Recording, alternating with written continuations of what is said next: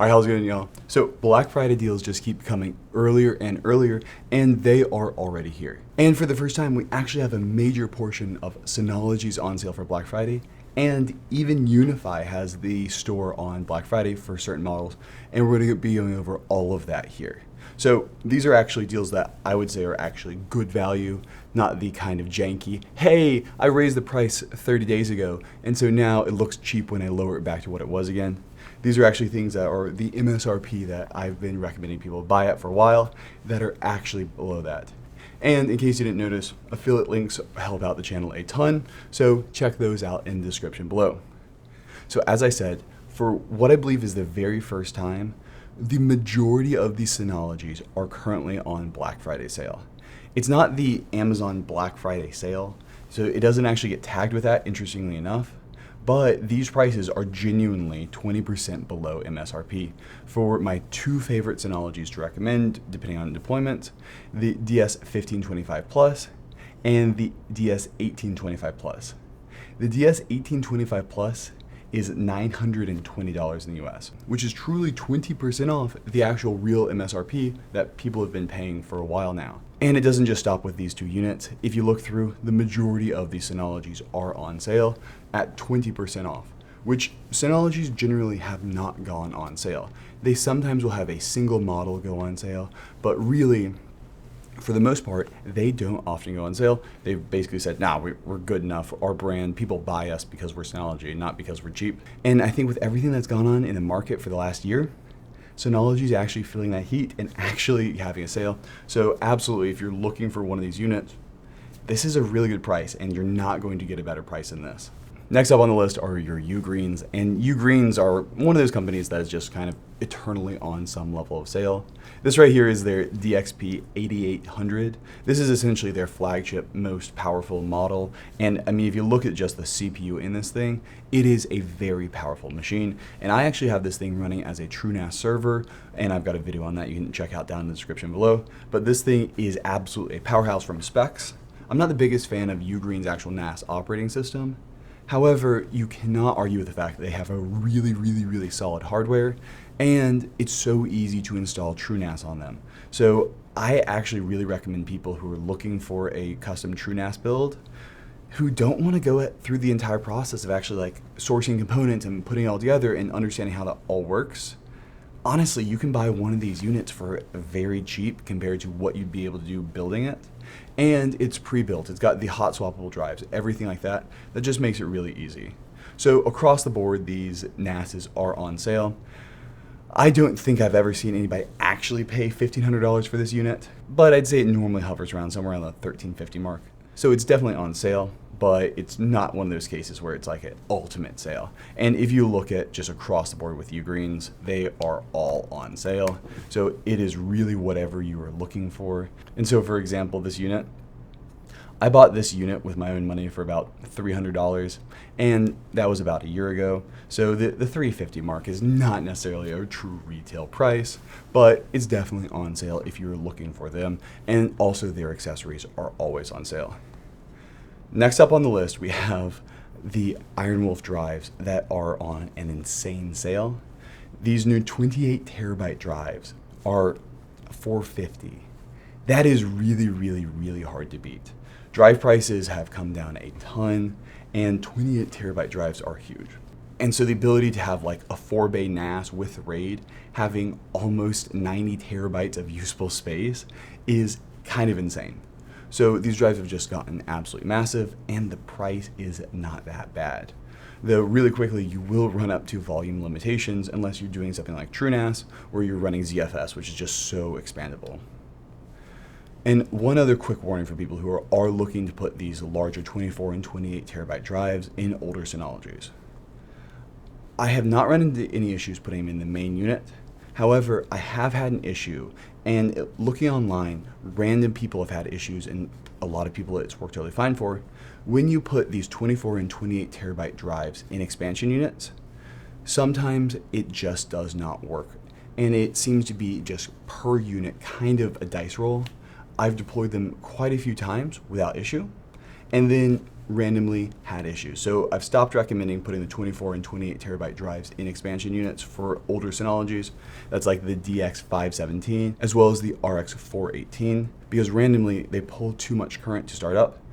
If you look at the spec sheet, the weird thing is all of the drives are rated for a 2 amp startup current, 16 to 24 and 28 terabyte drives from Seagate. So I'm not sure what it is, but those units seem to have issues if you start fully loading them.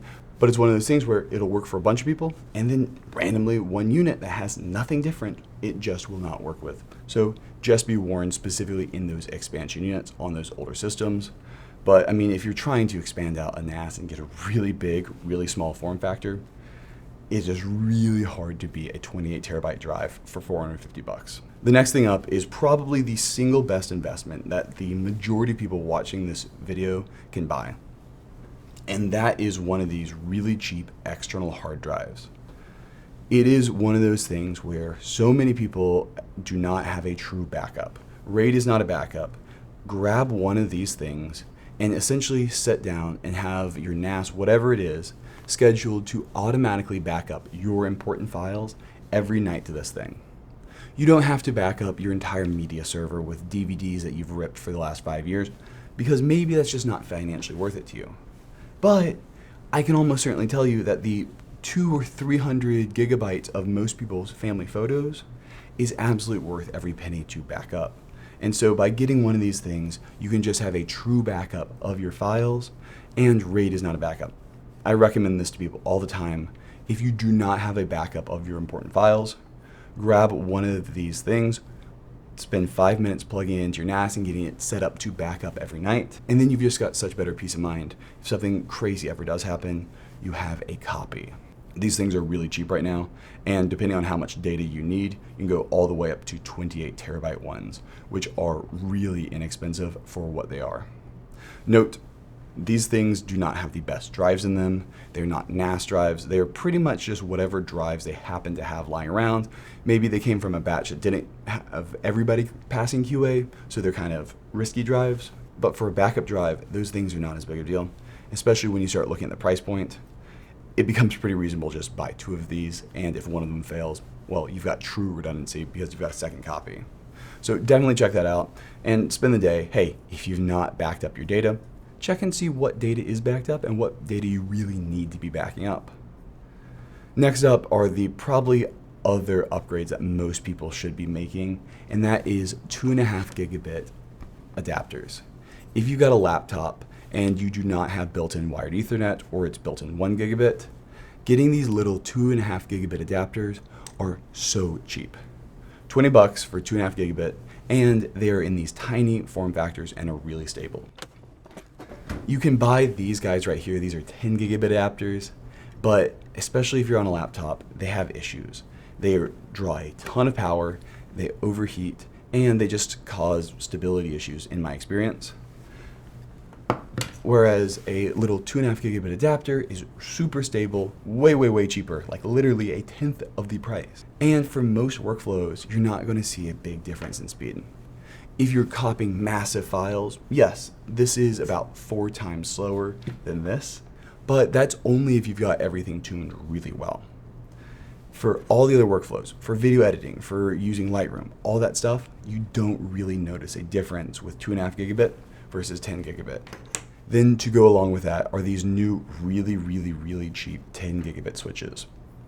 This guy right here is $83, and it's got 2 10 gigabit ports on it and 4 2.5 gigabit ports on it, which I think is a great sweet spot. You kind of get one computer having a 10 gigabit hookup to the NAS, so you'd probably plug your NAS into port 6, and that one really fast computer into port 5. And then the rest of your machines that you want wired in, well, you can just use 1, 2, 3, and 4, or probably save one of them for the Wi-Fi router. And that way you have a really easy time where that one really fast computer has got the fastest connection all the way up to 10 gigabit. And then it also means that, hey, 2 or 3 of these computers can be pulling files at the exact same time, and they don't bottleneck each other because there's a 10 gigabit uplink to the NAS. And so these things are great, and for $83 are just a really good deal. For most photographers and videographers, 2.5 gigabit is more than fast enough to do the real work. Lightroom, editing, all those things don't really pull much more data than that unless you have really, really, really crazy files. And so having these lighter weight 2.5 gigabit stuff is what I actually recommend to a lot of people, because not only is it just as good of an experience, cheaper, but it's also a lot more stable. As I said, 10 gigabit, when you have to have these external adapters, you can have file copies failing because the thing overheats because you're copying 5 terabytes of data, which is tough. For people with PCIe add-in cards or built-in 10 gigabit, it's not an issue. But for people who are looking for these adapters, 2.5 gigabit is absolutely the way. And then for those people who are looking to have all 10 gigabit, you can now get it for $230, 5 10 gigabit ports, which is great. You'll take up 2 of them for essentially utilization, so 1 for the router, 1 for the NAS, and then your other 3 ports are just to really fast connections with computers if you need that. And for that price, it's very, very, very good, and I don't know of anything else on the market for it. So that was all the stuff I found on Amazon. On to the UniFi stuff, and I also do have UniFi affiliate links down in the description below. They actually have an entire Black Friday store over here. It is really interesting because I don't think they've ever done this in the past, and they're also using this as a way to, for lack of a better term, kind of offload some of their older stuff. So if you look right here, some of these say vintage. Vintage to UniFi means that, hey, this is something we're no longer manufacturing and developing for, but we're still going to support it in the sense of if there's a bug, we'll fix it, and those kinds of things. And vintage does not necessarily mean not useful and old. For example, this guy right here is pretty new. However, they really decided to go in a different direction with it. And so because it does not have their new lineup of PoE++ ports for their really, really, really high power draw Wi-Fi access points for that really enterprise stuff, they're saying, hey, we're going to kind of table that. But if you're not using this thing to deploy massive amounts of PoE++ access points, this is a great deal. $1,000 for 48 2.5 gigabit PoE plus ports, especially it's got 720 watts of PoE power. So you can definitely check out that these deals can be really, really, really useful depending on what you're doing. They've even got the old Flex HDs for $70. So these are things that are very old. They're the Wi-Fi 5 ones, but they're really cheap. So some of this stuff is definitely on the older end. These Cloud Gateway Maxes are both really good deals. They're great routers for a home, and I'm actually planning on switching over to one of these, or probably the fiber version. And the Dream Router 7, which is quite new, is also on a big sale. So definitely check these out, especially if you're looking for some of these older cameras. The G5 Pro, for being $200, is a phenomenal deal. And so if you're looking to deploy a bunch of cameras or something like that, check out these. There's some really good values here if you're already looking. But just know some of the things on this list are here because they've got extra stock of them and they're older and they're not going to be supporting them as much because they've been replaced by a new thing. So just watch out for that.